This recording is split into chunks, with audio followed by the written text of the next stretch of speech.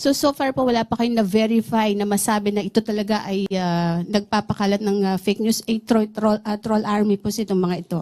Wala pa po in particular, pero inaaral na po namin, kaya po yung mga ibang mga sinasabi nating fake news ay atin pong sinasagot hanggat sa makakaya natin.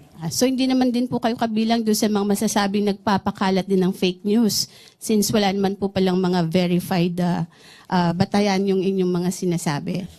Na kailangan po pag-aaralan yung pagkakaroon ng regulatory body sa social media para maiwasan po malabanan yung mga fake news. Can you elaborate po regarding dun sa kanyang binanggit na medyo hindi po kasi masyadong kompleto kung paano po ang gagawin natin? Actually po, dapat makipag-ugnayan din po tayo, makipagtulungan po tayo sa mga mambabatas po natin, sa Kongreso. Kasi sila din naman po yung gagawa ng batas dito. Yung pong sinasabi natin na magkaroon ng regulatory body, sa palagay po namin ay napapanahon dahil tayo po sa mainstream media, tayo po ay sakop at nare-regulate po ng MTRCB. Kung tayo po ay miyembro ng KBP, meron pa rin po tayong KBP.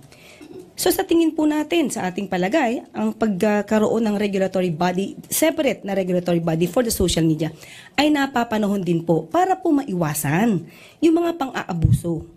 Hindi po natin pipigilan yung mga opinyon na naaayon naman po sa batas, kumbaga opinyon na lehitimo. Kung ito man ay kritisismo, yan po ay dapat lang na irespeto.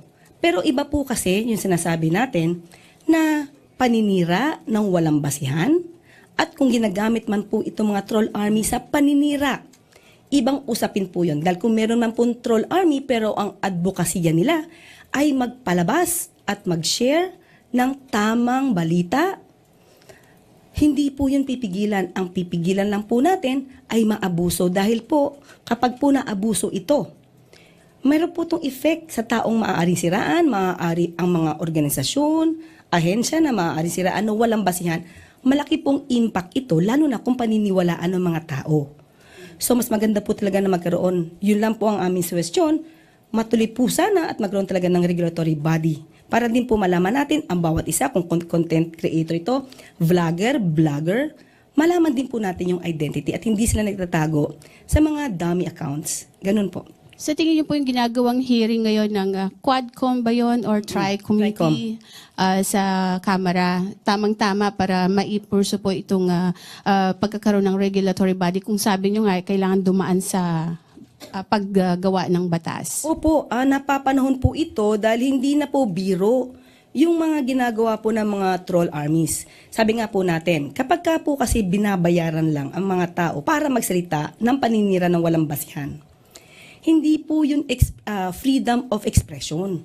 Kasi binubulungan lang sila ng taong nagpapasweldo o nagbabayad sa kanila. So kakaiba po yun sa tinatawag nating freedom of expression.